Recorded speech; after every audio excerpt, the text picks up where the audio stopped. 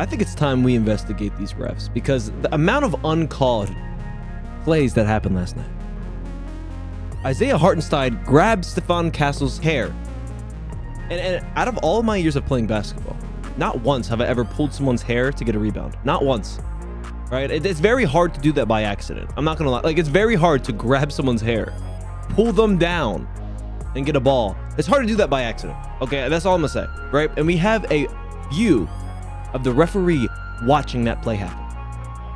Right? And there's many more. Right? There's plays where we're in the paint. Right? Isaiah Hartenstein's battling with Victor Wembanyama, and Isaiah Hartenstein was the biggest difference from game 1, game 2, right? He barely played game 1. He was basically unplayable. This game, they basically said, you're marking Victor Wembanyama and you're going to be aggressive. And that's what he did, right? There's many plays of him literally arm barring him, grabbing his arm and hooking his arm and pulling him down. Like, these are plays that, yes, I love physicality, but you have to be even with the calls. You cannot let one team play a certain way and the other team has to play soft. Right? Like, that's not fun to watch. My problem, and a lot of other people's problem with the NBA right now, is that they encourage players to flop. They encourage it, right? If Victor Wembanyama started to flop more and flail his arms, and instead of attacking strong like he's doing now, he would get more free throws. He only shot 2 free throws this whole game. 2. Isaiah Hartenstein shot 4. And you're telling me Victor didn't get fouled as much as Isaiah Hartenstein did? There's whole compilations of Victor Wembanyama getting fouled. Arm barred, dragged to the floor. Like, that is, if that's not clear of the refs having a favorite in this matchup, then I don't know what shows you that. Okay, now let's talk about Shai. Right, Shai's a great player, but there's just there's too much foul baiting to watch. Like, it's hard to watch a Shai game. Okay, yes, he's an MVP, 2-time MVP, great player, great leader, but he flops a lot. What happened to us finding people who flop? That used to be a thing. We used to find people. It used to be a foul to flop. Now it's like it's an everyday play. An everyday play, right? Shai drives, shoots a mid-range, and then he flops to the floor like someone tackled him. That's basically almost every time. Even shooting threes, he flops. It's just hard to watch. It's hard to watch. And yes, I know you want to win, so you want to outsmart the refs and work your way, like, I understand it from the player's point of view.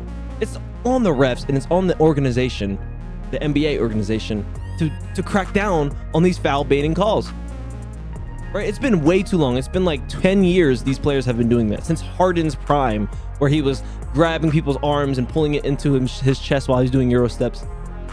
Like, this has been a thing for a while, and the fact that the refs still can't determined, okay, this was a foul baiting move. Okay, this was an actual foul. It's not hard.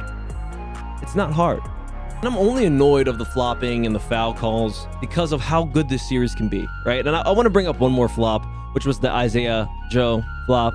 Like, that was just outrageous. And the fact that it took away a 3-pointer from the Spurs is just, it's insane to me, right? But the reason why I'm just very annoyed with how game 2 went with the foul calls is because these are the top 2 teams in the league, top 2 teams in the world, right? There's so much potential on both rosters, right? You look at the benches on both teams, those bench players could start for almost every other team. So yes, the refs were horrible, but there's also more things that happened to this game that led to the Spurs to lose.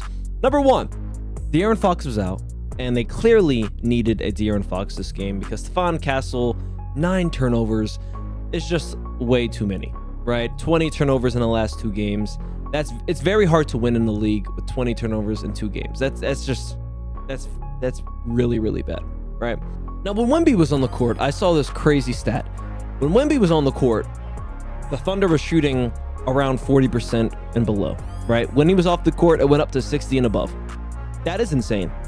That is insane. And I think everyone, like, we call Wemby a generational player, a generational basketball player, and yes, that's true, right? Because we've never seen anyone like Wemby.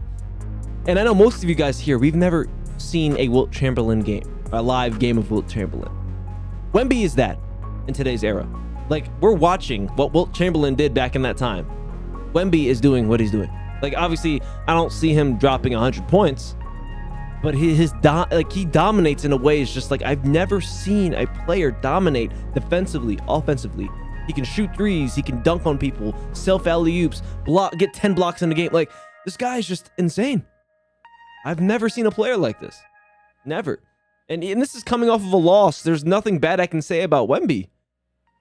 Like, maybe down the stretch, you know, he didn't make the tough shots that he needed to make. But he did everything he could do in this game, right? And then the one difference from game 1 and game 2, it was the points in the paint, right? I'm pretty sure he had like around 18 points in the paint in game 1, and this game he had 5, which is, that just tells you the story of the game, right? And Isaiah Hartenstein had something to do with that, which was being physical with Wemby and fouling him, even though they weren't calling the fouls. That's what he was doing, and it was a great game plan by the Thunder, right? Is to get physical with Wemby, and we've seen it before. When people get physical with Wemby, it could take you out of the game. It could take him out of the game. Now let's talk about Shea real quick. Other than the flopping and the foul baiting, Shea played great, right? He had 30 points, 9 assists, just made great shots, clutch shots in the fourth quarter. Every time he shoots a midi, I think it's going in, right? Like, he's one of the best mid-range shooters I've ever seen. Yeah, man, Shea's just really good. Both of these players, Shea and Wemby, are just, it's gonna be a very good rivalry for the next couple of years, right? Because both of these teams are 60-win teams, right? And they're both great leaders, Shea and Wemby. So, yeah, man, Shea played really good. He bounced back from game 1, didn't play great in game 1. Didn't really play great at all through the Lakers series, but he didn't really need to. Now, there were some injuries last night. Dylan Harper on the Spurs had a pretty bad injury. It looks like he may have an MRI, so we'll see what happens. Hopefully he'll be fine, because he's very important for the Spurs, right? Same with J-Dub on the Thunder, right? His hamstring. I don't think he's going to be back, because hamstrings are just very serious. They're just very annoying injuries that take a while to heal. So I don't see him coming back anytime soon. Maybe not. Well, maybe the finals, but for the series, I think he's done. Jared McCain, as a Sixers fan, it's just rough. It's rough, man. Watching Jared McCain play big minutes in a Western Conference Finals against the Spurs at 12 points, 3 threes. Like, he's just a very good player. He's young. He's still young, but he's really good. He's a great shooter. He has so much confidence in himself at a young age. Like, these are players you want on your team, right? He's a good guy, brings good energy to the squad. But yeah, I think all of us are excited for this series. Hopefully it can be a nice long series to 7, maybe to 6. We'll see what happens. We're going into San Antonio for game 3 and 4. We'll see what happens. If you like this video, drop a like, subscribe to the channel. Peace out.